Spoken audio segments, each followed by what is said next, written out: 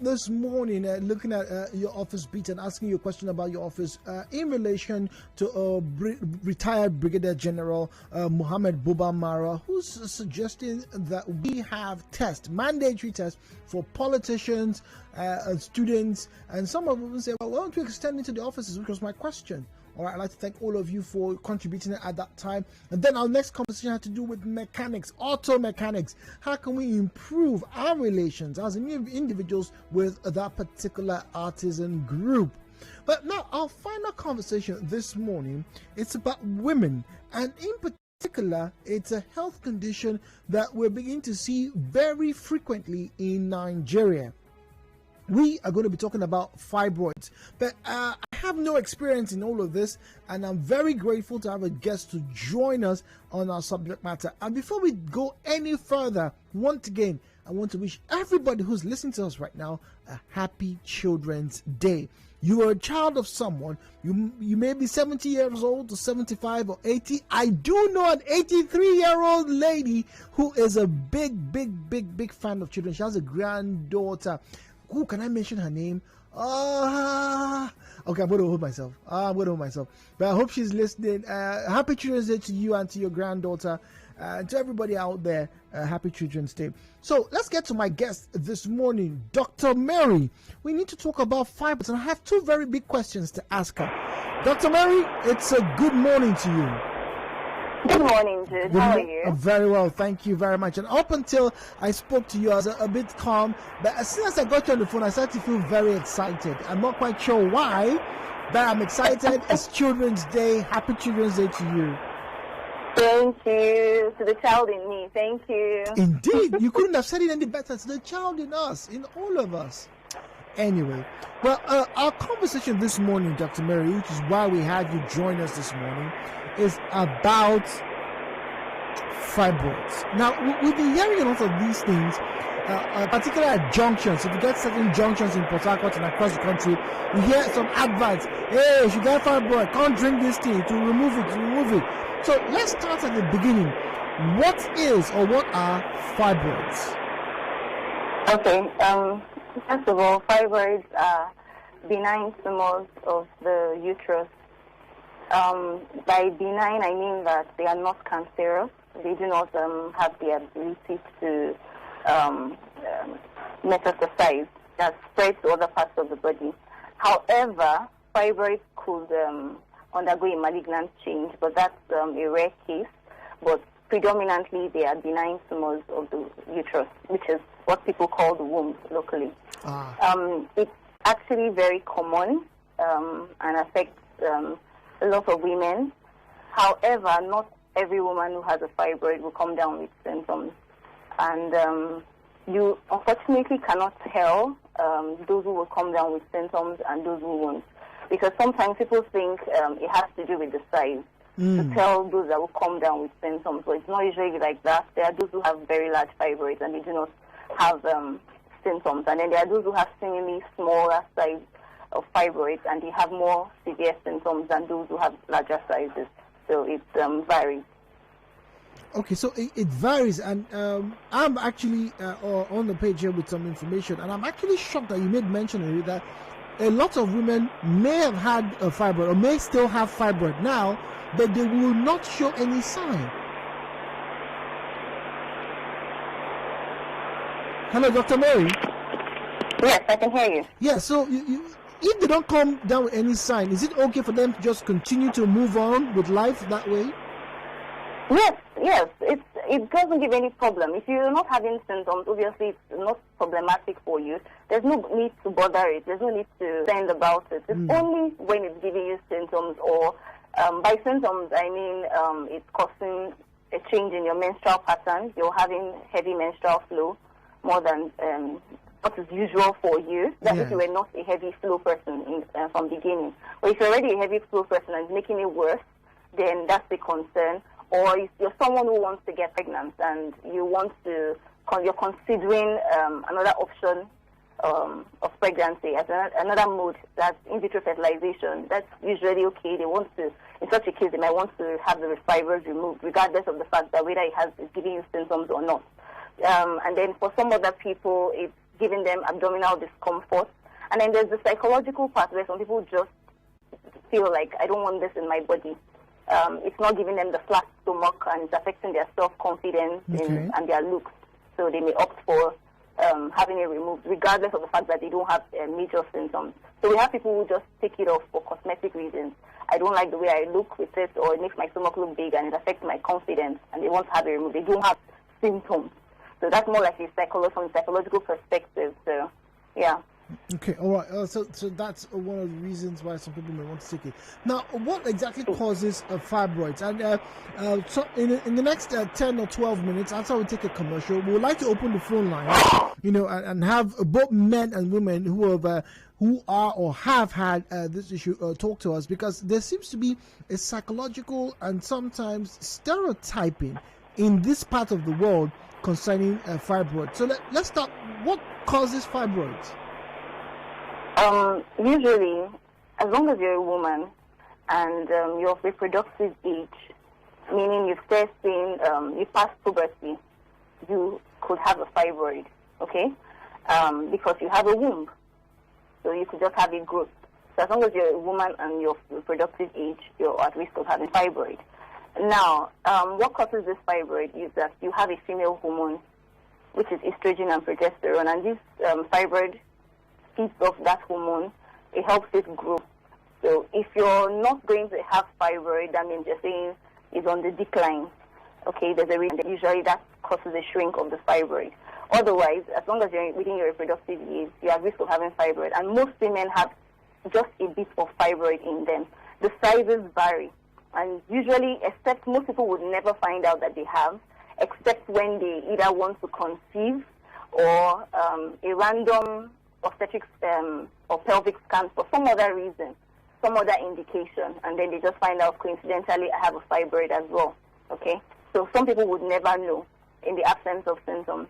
So as long as you're a woman and then you're within your reproductive age, you are at risk of having fibroid. It's unavoidable, but not everyone will come down with symptoms that will be distressful, that will require them opting for removal of that fibroid.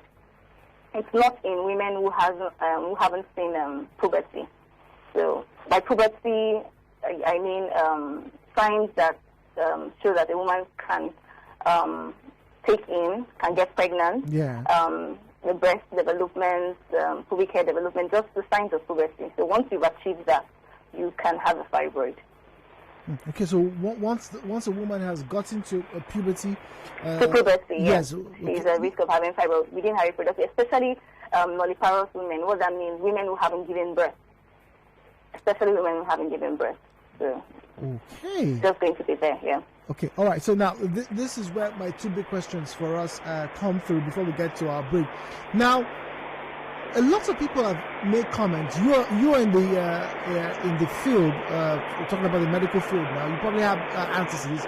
A lot of people are saying that more and more women are beginning to express or experience larger fibroids in their younger years than older women. As they claim, it's a claim that about 10 or 20 years ago, they used to have fibroids in older women, manifesting in older women. But we're getting to see younger females not just have fibroids, but those kind of fibroids that make people think that they are pregnant. Is this true? And is there any particular reason why this is happening? I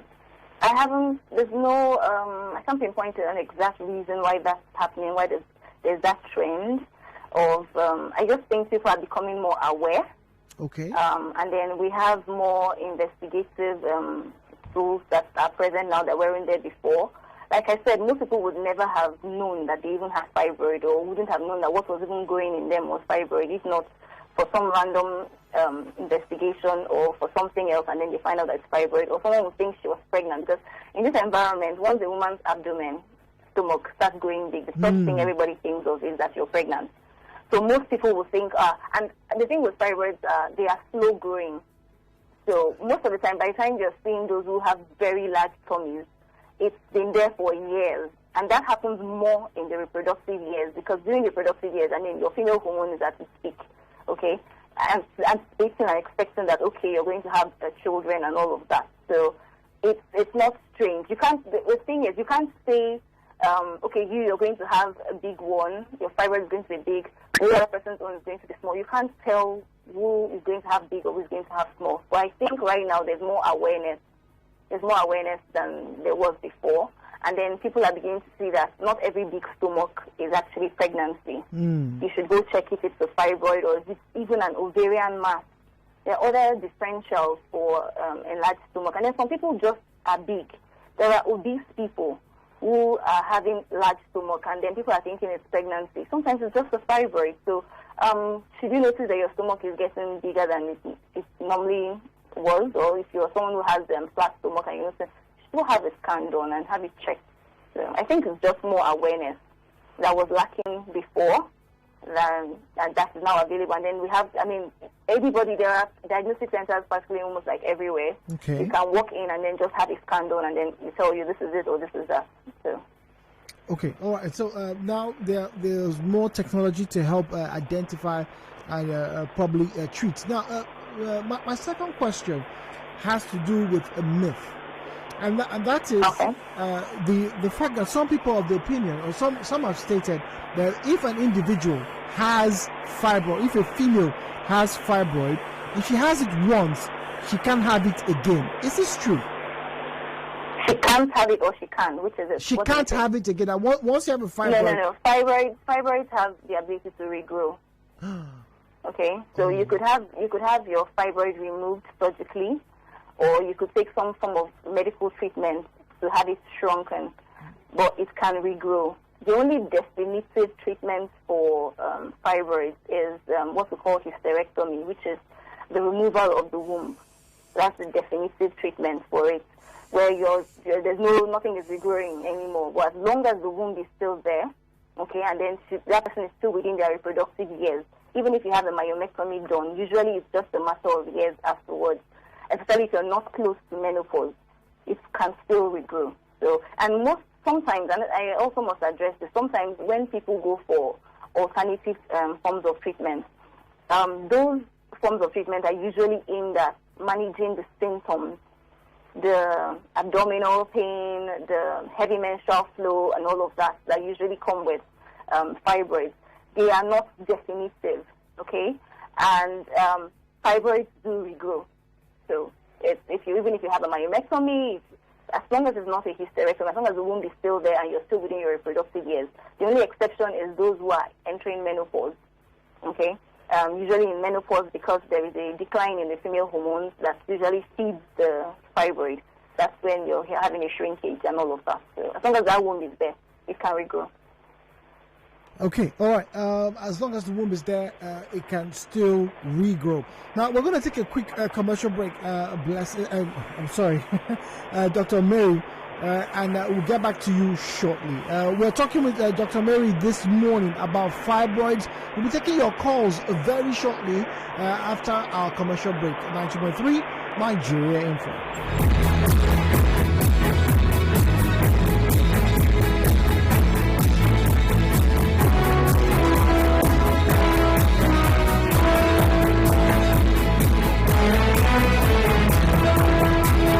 Connect with your customers. Advertise on 92.3 Nigeria Info. Visit our downtown office at Shop 9, Mediatrix of All Gracies Plaza, opposite FIRS, Stadium Road, Port Harcourt, and book your commercials. Call 0817 001 8162. That is 0817 001 8162. And let us connect you to your customers. Connect with your customers. Advertise on 92.3 Nigeria Info. Visit our downtown office at Shop 9, Mediatrix of All Gracies Plaza, opposite FIRS, Stadium Road, Port Harcourt, and book your commercials.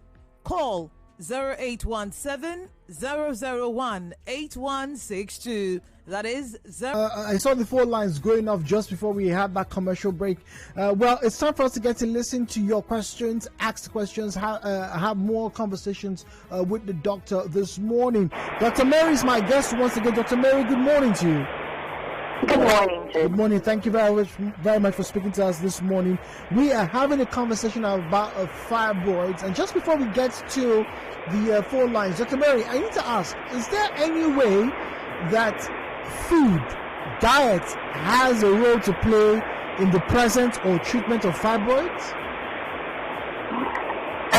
There are some studies, although they are not definitive, that say they could help. There are some foods that could help with relieving of, more like in that relieving of symptoms, the dysmenorrhea, the painful menses, the heavy bleeding. They could help relieve stress and all of that, and then ease the dyspepsia. What that means is the foodborne indigestion that often happens especially for those who have very large fibroids and all of that. But they are not definitive. And we do not usually go straight ahead to those methods. We are scientific people. We stick more with the medical and the surgical management. For those other methods, the scientific backing to those things are not very grounded. So, yeah. Well, basically, for every health-related issue, you should eat well, you should take good care of yourself. It improves your overall well-being. And then even if you're going to have surgery done or you're going to have any procedure done on you, the outcome of those things is usually better when you're in a good health condition. So you're eating right and you're taking fruits and all of that is to build your body, your immune system, and to give you an overall good health condition so that you don't have double wahala. What I mean is you're going in for surgery for something and then your health is not okay to carry that surgery. I mean, it's going to come up with complications. So it's more about maintaining good health for your immune system, not necessarily that it's going to be a definitive solution to your fibroid. Ah, okay, all right. So we're going to thank you very much for your time, Dr. Mary. We're going to start to engage you. If I may hold you for another 20-25 minutes, please. That's fine. Okay, all right. So let's get to speak to the doctor this morning. Ask questions on our subject matter this morning. We're talking about fibroids. 0817-923-0002, 017-923-0003, 0817-923-0007, and then the female caller line is 017-923-0009. All right, when you're calling, please do well to turn down the volume of your radio set. If you are far away from the radio, it will be better for us to get to hear from you. And also, your messages once again come through to 0809 030 6416. All right, there's a lady here, Nena. Nena says, "Good morning, Jude. Please, can you ask the doctor if there are any medications that I can take to shrink the fibroids?" I can't hear you very clearly. Can you hear me now?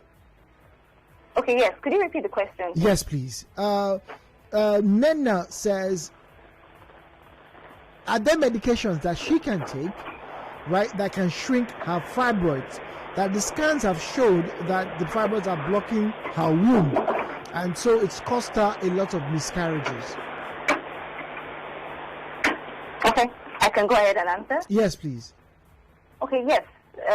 The management of fibroids could be medical or surgical. Yes, there are medical options. There are drugs to take to help shrink the fibroid. But usually that's for a short-term basis.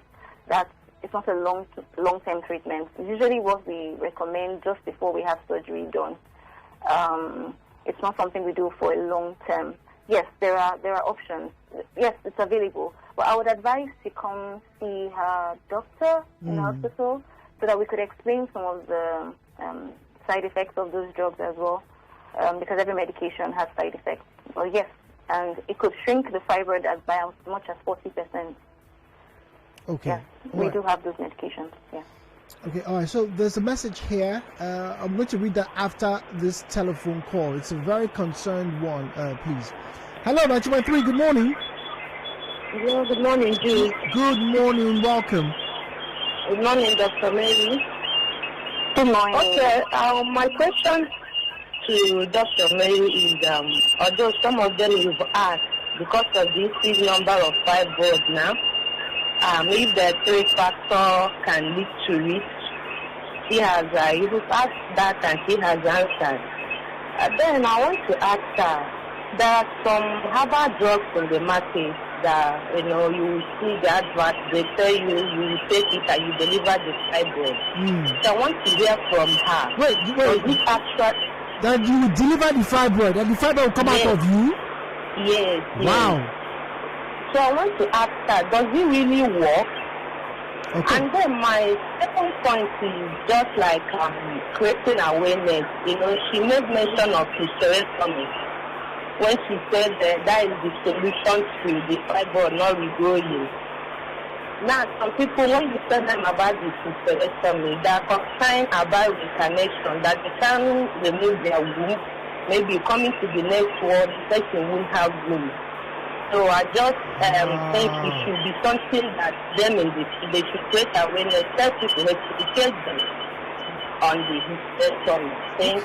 Well, thank you very much. Very good point that she made mention of. Dr. Mary? Yes, I'm with you. Okay, so did you get to I answer? Yes, please. Yes, I please. did. I listened. I heard her. Yes, please. Okay, thank you for your question. First of all, I am a scientist by being a doctor. I am aware of alternative medicine. I am aware that there are herbal preparations and a lot of things that people sell. And they say that it can take away the fibroid. Now, let me highlight a few things. First of all, when we say fibroids, there are factors to consider. The size of the fibroid. Now, not everyone has very large fibroids. And then the location of the fibroid. There are medical management for fibroid where we give them drugs that help shrink the fibroid, okay?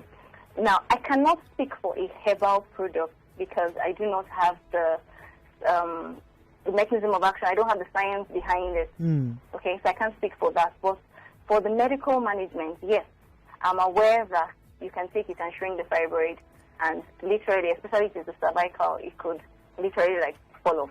That, yeah. I'm aware of that medically. Okay, but for the herbs, I can't speak for that because I do not know the scientific backing for that. I know of the scientific backing for the medical, so I can speak of that. Okay, and then aside that, there are other surgical procedures that can be done, and then if the fibroid is located in the cervix, it could literally just fall off after the procedure is done and all of that. Yes, I'm aware of that, but I can't speak for the herbal.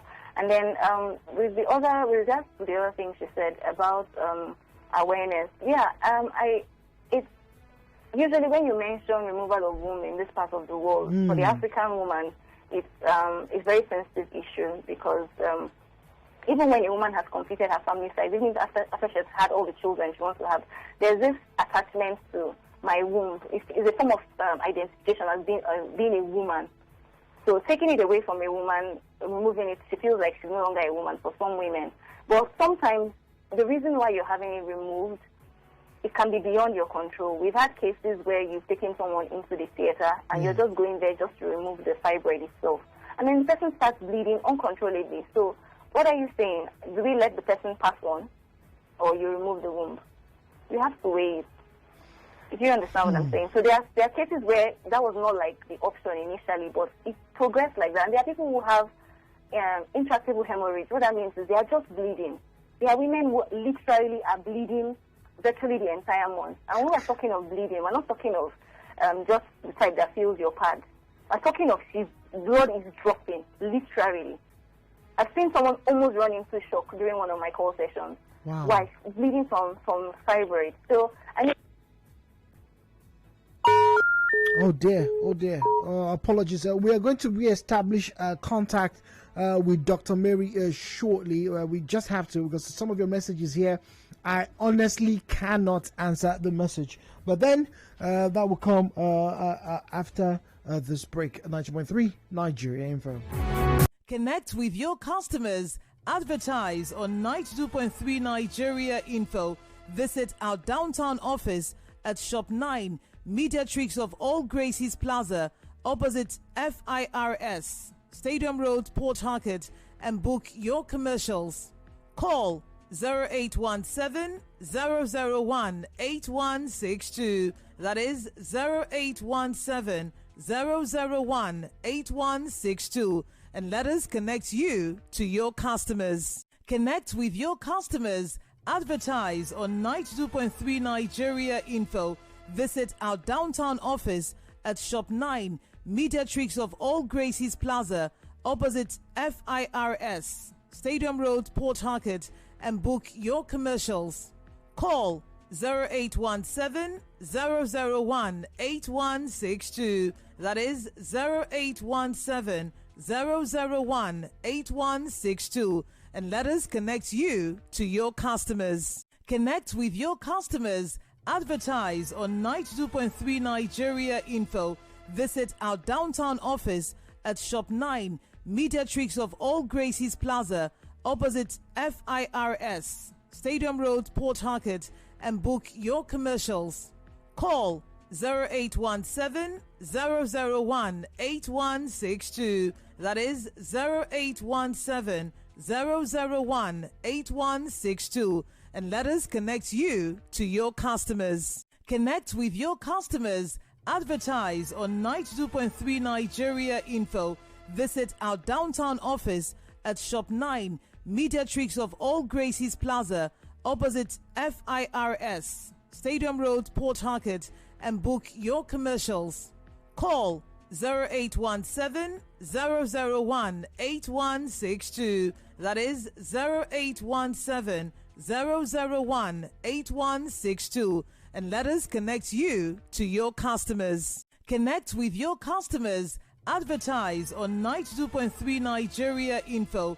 Visit our downtown office at Shop 9, Mediatrix of All Gracies Plaza, opposite FIRS, Stadium Road, Port Harcourt, and book your commercials.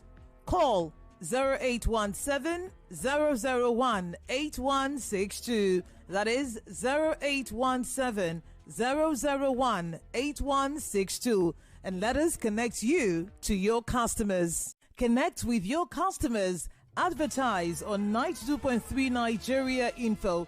Visit our downtown office at Shop 9, Mediatrix of All Gracies Plaza, opposite FIRS, Stadium Road, Port Harcourt, and book your commercials.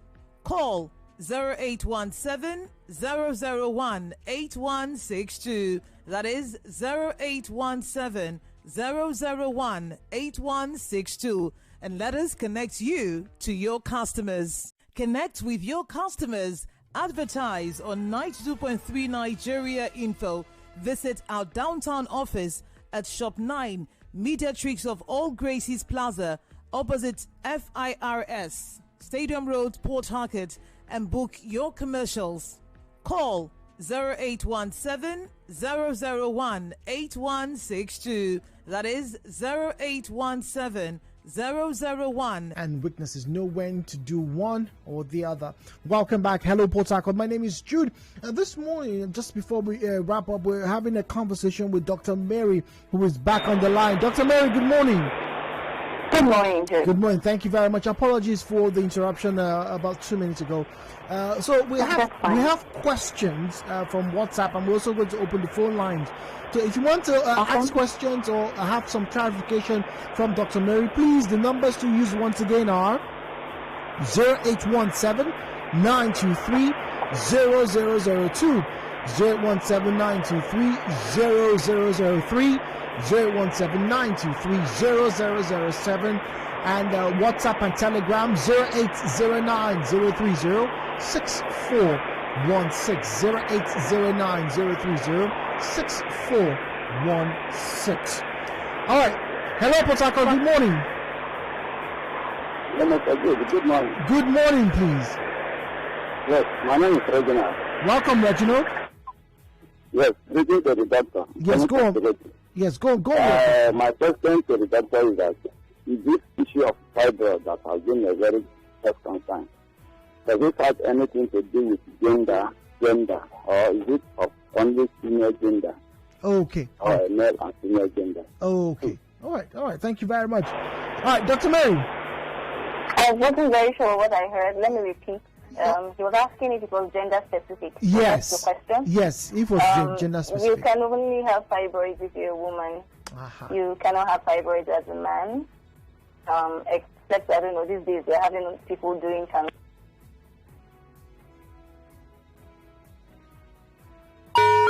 dear. Okay, all right. Apologies there.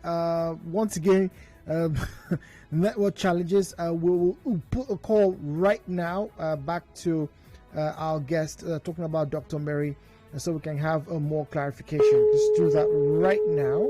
Okay.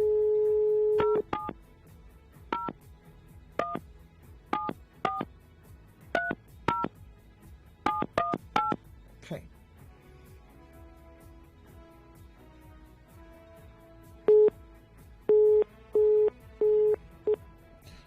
Right, apologies there.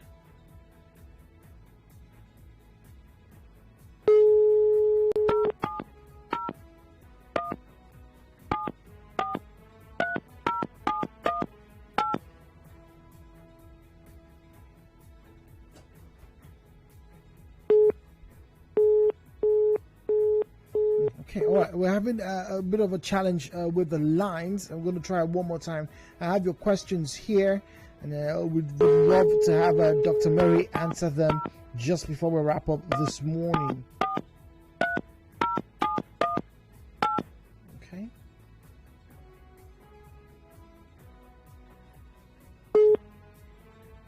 I think we've established contact.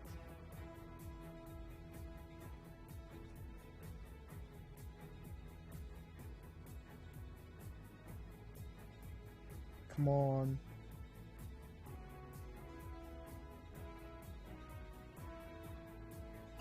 Oh dear, oh dear, oh dear me, oh dear me, oh dear me. Oh dear me. Okay, all right, we'll try one more time. We'll take a break whilst we try and re-establish contact with Dr. Mary this morning on Hello Port Harcourt. We're talking about fibroids, and I know the phone lines are ringing on the other end as a lot of people want to ask certain questions. Please do bear with us.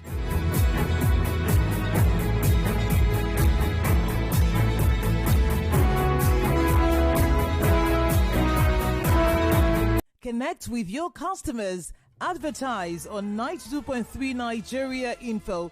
Visit our downtown office at Shop 9, Mediatrix of All Gracies Plaza, opposite FIRS, Stadium Road, Port Harcourt, and book your commercials.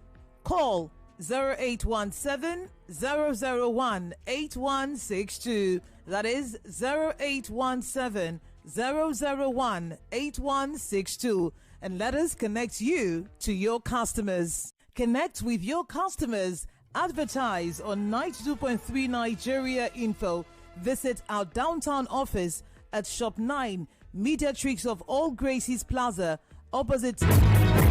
All right, so we're just trying to get back to our guest. Some questions are coming through here on the subject matter of fibroids. It's a difficult one for some people to get through to us at the moment. I do apologize for that. Okay, all right. So someone here is asking. Maybe we can get Dr. Mary to reply us via WhatsApp now. Okay. Someone here is asking. Please, is it good to have cucumbers when the female is on her cycle? Is it true that eating cucumbers during the period can cause fibroid? All of these are myths, and we'll really have to get her to help us with the question. Now, if you're just joining us and you missed a lot of the conversation, let me quickly have a recap and some of the notes that we took down as Dr. Mary was having a conversation with us. So we're talking about fibroids this morning. First and foremost, what are fibroids? All right, so fibroids is an abnormal growth that develops in or on a woman's uterus, what we normally call here the womb, locally, in local parlance referred to as the womb. I think everybody else, the other name for the uterus is called the womb. Now, sometimes these tumors become quite large and cause several abdominal pain and heavy periods. In other cases, they cause no sign or symptoms at all, and the growths are typically benign. When she mentioned benign, she was very good to explain that being benign means it doesn't have a cancer line to it. Right? It's not cancerous. It has no major troubles apart from interference, so no cancer signs on the particular subject matter. I do believe we have Dr. Mary here one more time. Let's get back to her. Hello, Dr. Mary. Hello, Jude. All right, apologies for the intrusion in the calls.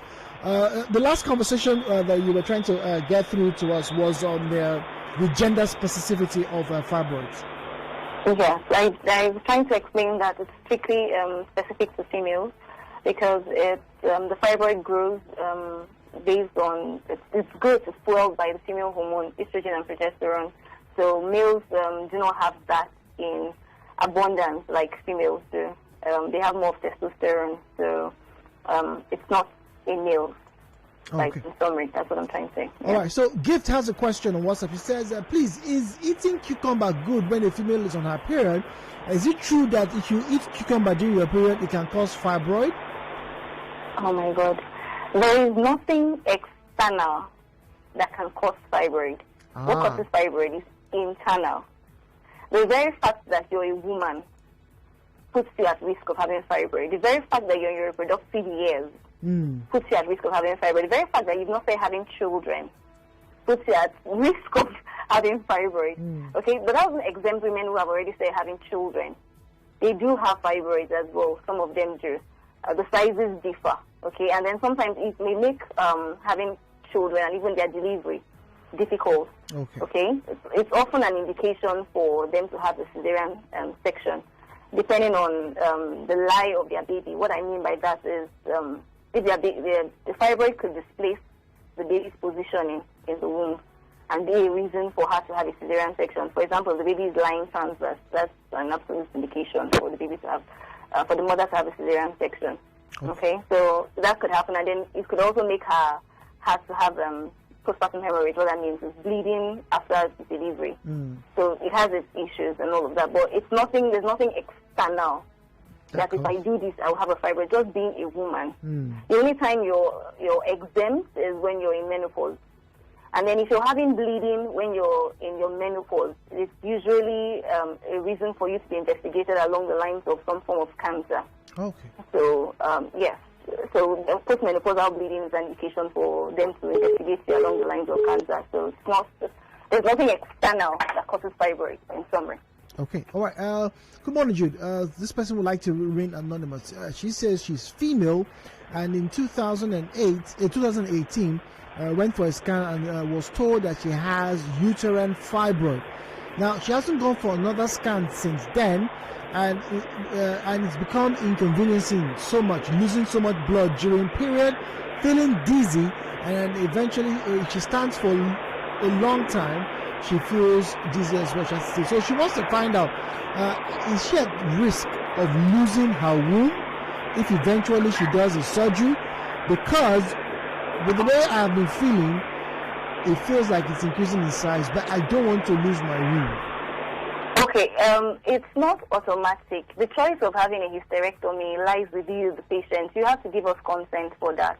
And when you come, it's not like it's the first option we present to you. If you're concerned about your fertility, if you've not yet started having children, for example, a woman that is not yet married and she desires having children, and she can have a myomectomy done there, you're just removing the fibroid itself. But we do explain to her that there's a chance of regrowth, okay? We make that very clear in the course of counseling. But we also would mention the definitive treatment, which is hysterectomy. However, in the course of myomectomy, in the course of removing the fibroid, we also do enlighten you that the option of taking the womb off may occur. Now, you cannot tell who is going to have a hysterectomy while you're doing a myomectomy. You cannot tell who. Sometimes you get in there and somebody starts bleeding uncontrollably, like you have done everything, this bleeding, and then you're about losing the patient. Are you saying we should allow you crossover instead of removing your womb? But we will not do it without your consent. Everything that a doctor does, if you don't give consent, we cannot do it. And all of this is usually discussed before you enter the theater. It's all discussed. So usually a myomectomy is not an emergency. It's a surgery that it's elective. You sit down, we discuss, we explain the available options to you, we explain the ways it could go. But we take measures to make sure that it doesn't go that way. But as humans, there are limitations. I mean, you could plan things this way and then something else happens. But even if those things happen, there are other options that you could come in, which is the hysterectomy in this case. Just because she's losing that much blood is not a pointer that she's going to end up having excessive bleeding and then crossing over to having a hysterectomy. It doesn't work like that. There are people who go in and then it's just their fibroid that is removed, and they won't have uncontrollable bleeding that requires you to consider that option. But every point is, everything that is done, you always give a consent before it's done. If you don't give a consent, it's not done on you. Okay, all right. If you don't give consent, and she should please have her blood level checked. If she's losing that much blood, she should have her blood level checked, and she should have a repeat of a scan done, because sometimes it's not just about the size of the fibroid, it's also about the location. Okay. If it's within the submucous or in the cervical area, usually they give more issues than the other ones. So she should also have another repeat scan done. She should not be afraid, really. If you can hear me, please don't be afraid. Okay, all right. Now, there's a question that's very similar to your last comment here, and says that, is it proper for fibroid patients to always take drugs to boost their blood level? Yes, we advise it for those who... Hello, Dr. Mary.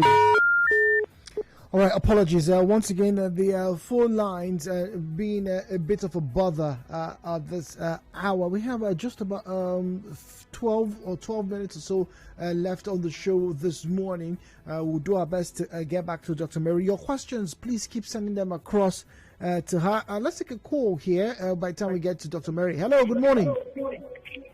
Hello, good morning. Good morning, please. Welcome. Please, it's Mrs. Chika from Port Harcourt. Welcome, Chika. Okay, please, my question is, can a fibroid stop a woman from taking in? Okay. Let me write that down so that we'll read it out to the doctor as soon as we can. Yes. Okay. Can the fibroid prevent a woman from taking in? Okay. Hello? All right. Thank you very much, Chika. We heard you. All right. Okay. All right. Let's see now. Let's see if we can get back to Dr. Mary shortly. All right. More messages coming through. 0809-030-6416. 0809-030-6416. That's our WhatsApp and Telegram number. At Nigeria Info PH across Twitter and Facebook. Across Twitter and Facebook. At Nigeria Info PH. That's where you send your comments and your interactions on the subject matter. Okay, let's see here now.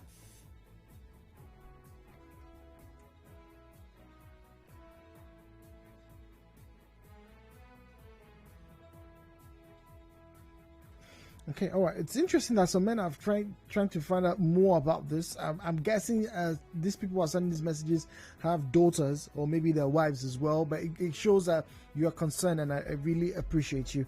All right, let's quickly try and get back on the line with Dr. Mary. Please do stay with us as we go for a quick break. Connect with your customers. Advertise on 92.3 Nigeria Info. Visit our downtown office at Shop 9, Mediatrix of All Gracies Plaza, opposite FIRS, Stadium Road, Port Harcourt, and book your commercials. Call 0817-001-8162. That is 0817-001-8162. And let us connect you to your customers. Connect with your customers. Advertise on 92.3 Nigeria Info. Visit our downtown office at Shop 9, Mediatrix of All Gracies Plaza, opposite FIRS, Stadium Road, Port Harcourt, and book your commercials. Call 0817-001-8162. That is 0817-001-8162, and let us connect you to your customers. Connect with your customers. Advertise on 92.3 Nigeria Info. Visit our downtown office at Shop 9, Mediatrix of All Gracies Plaza, opposite FIRS, Stadium Road, Port Harcourt, and book your commercials. Call 0817-001-8162. That is 0817-001-8162. And let us connect you to your customers. Connect with your customers. Advertise on 92.3 Nigeria Info. Visit our downtown office at Shop 9, Mediatrix of All Gracies Plaza, opposite FIRS, Stadium Road, Port Harcourt, and book your commercials. Call 0817 001 8162. That is 0817 001 8162. And let us connect you to your customers. Connect with your customers. Advertise on 92.3 Nigeria Info. Once again. Good morning. Good morning. I really apologize for the questions here. So a lady called in and asked, can a fibroid or fibroids prevent a woman from conceiving or taking in, like becoming pregnant? Yes, it can, depending on the location of the fibroid and the size, more with the location. If it's a cervical fibroid, it may affect the transportation of the sperm to the ovum. That would result in fertilization. And then if it's within the uterine cavity, that's intracavitary, that's medical term, but it could also affect implantation of the fertilized ovum. That's where the baby is supposed to grow. It could affect and cause miscarriages. But that doesn't happen in everybody. That's usually why when women want to opt for in vitro fertilization, it's part of the requirement that they have a myomectomy done because they want to increase their chances of having successful pregnancy. Well, there are women who do have fibroids and still take in. Usually, probably the size is very small, and then the location is not an issue for them. So let's take a call here. Hello, good morning. Hello, good morning. Good morning, please. My name is Wilson. I'm calling from Yomala. Welcome, Wilson. Please, I want to ask her if can drinking much alcohol make a woman not taking? Can drinking what? Much alcohol make a woman not taking? Okay, that's an interesting question. Is there a relationship with alcohol intake and pregnancy success? Yes, especially in the first trimester. Alcohol could affect the viability of it.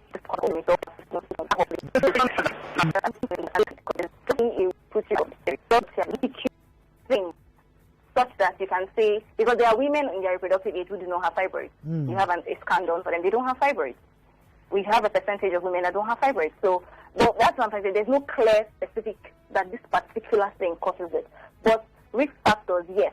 The very fact that she's a woman, the very fact that she's a reproductive age, the very fact that she has not yet started having children means the womb is empty, means that there is enough, the female hormone is just enjoying itself, is being produced as much as possible and all of that. So yes, put her at risk. But there's no particular stuff that you can name. Science doesn't have a particular cause for it. Okay, all right. That's why every woman is at risk here. Oh, that's every woman, you say? Yes. But not every woman has it, but she's at risk. Because it's possible that someone did not have it in their early reproductive years, and then she's entering her 40s, late 30s, entering 40s, and then they discover a seedling, a very tiny one. It's possible. Do you understand? So that's why there's no particular, because it's possible you have a scan on someone in their early 20s and there's nothing. And then they're entering their 30s, entering their 40s, and you're noticing there's a seedling somewhere. There's so. Okay. Right. It can happen. Well, thank you very much, Dr. Mary, for your time. I must apologize for the interruptions on both occasions. Thank you, as always being a help to us here on the program. Dr. Mary, thank you. You're welcome to. All right, so I do hope that starts to spread more word around as regarding fibroid and some of the myths someone made mention and the concerns which the doctor also alluded to and concerning having a womb removed. It's not a choice of the doctors, but sometimes in order to save the life of the woman, it's done. Well, our job for today is done right here on Hello Port Harcourt, starting out with our first conversation about drugs and drug testing, also mechanics. Fibroid was our final conversation this morning. I look forward to having more conversations with you. It's like what